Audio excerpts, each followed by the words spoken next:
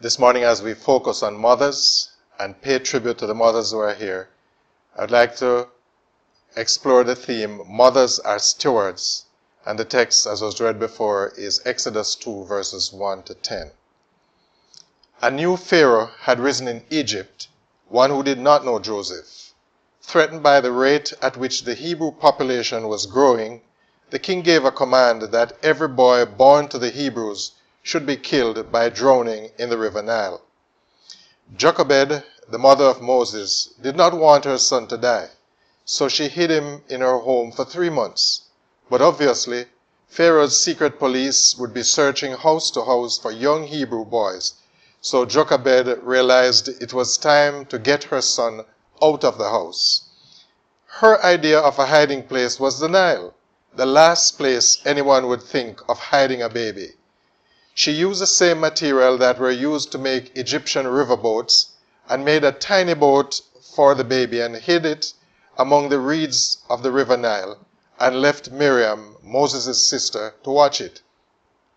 They had no idea what would happen, but obviously this was a desperate act of a woman who desperately wanted to save her child. When the baby was discovered by Pharaoh's daughter, who had come to the river to bathe, Miriam, obviously a quick-thinking child, offered to get one of the Hebrew women to care for the child. Pharaoh's daughter agreed, and Miriam ran and got her mother. Pharaoh's daughter then employed the baby's mother to take care of her own son. Pharaoh's daughter named the baby Moses, which means, I drew him out of the water. This morning I'd like to focus on 2 thoughts. Children are a blessing, and mothers are stewards. Children are a blessing. As Psalm 127 says, children are a blessing and they're a gift from the Lord. An idea of how the reproductive process works sheds light on the value of every child that is born. A woman releases 1 reproductive egg every month, while a man produces millions of sperm every day. Before conception takes place, these millions of sperms struggle and jostle with each other to get the prize, the 1 egg. Only one gets the prize. So for every child that survives that treacherous journey from intercourse to conception, potentially millions of children perish. Therefore, every child that is born is indeed special.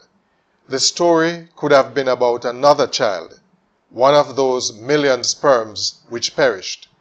By extension, every woman who has been selected to bear a child must count herself blessed. However, it is one thing to bear a child, but quite another thing to be the mother of a child. Bearing a child is 9 months of accommodation, while mothering a child is a lifetime of preparation of a child for the world. Bearing a child is about 9 months of physical bonding. Mothering a child is about years of emotional bonding. Bearing a child is about now. Mothering a child is about the future. Birthing a child is about remembering that this child came from my own bowels.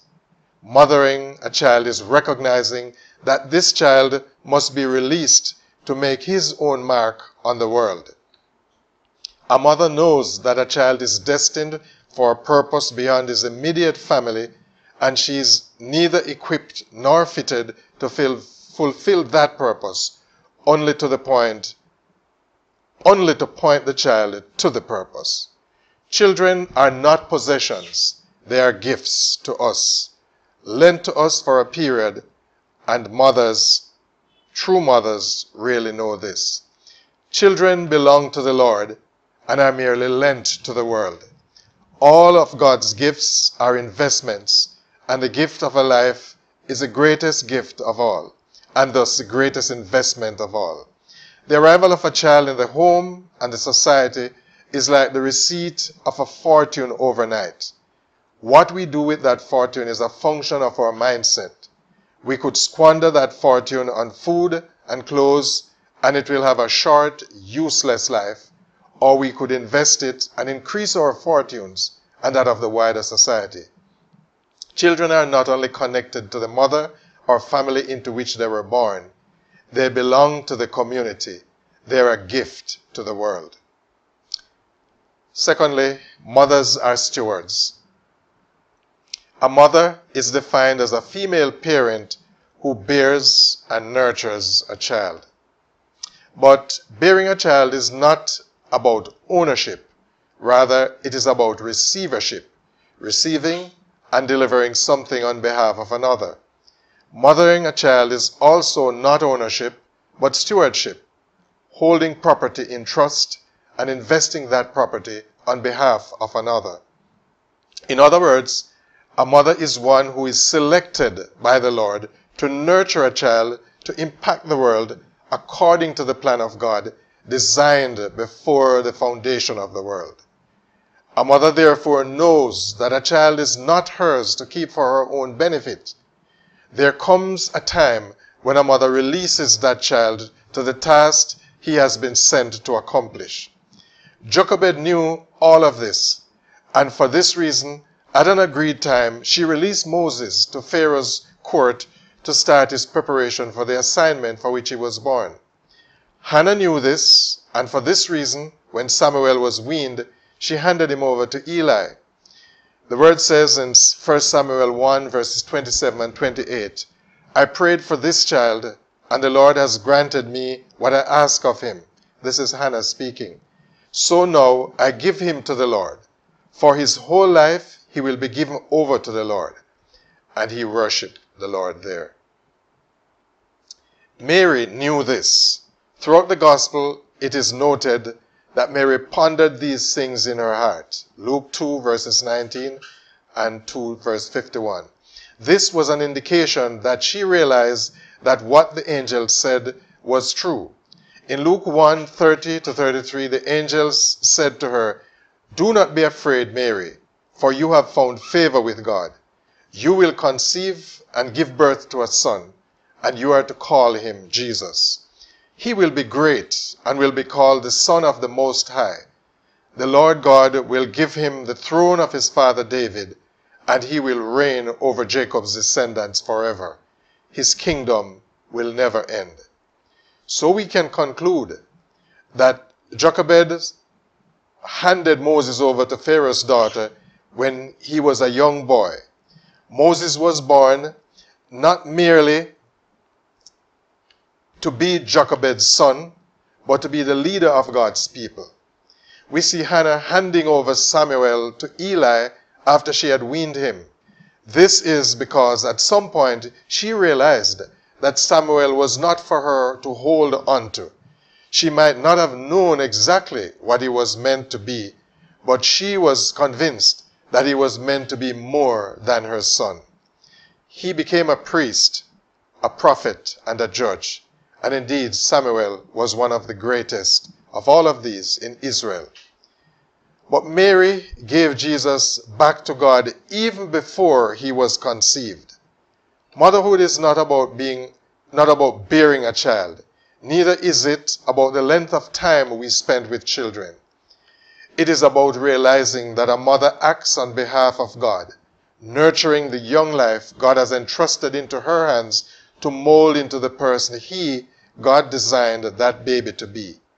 May all the mothers under the sound of my voice today recognize the calling of God on their lives as a divine call to nurture.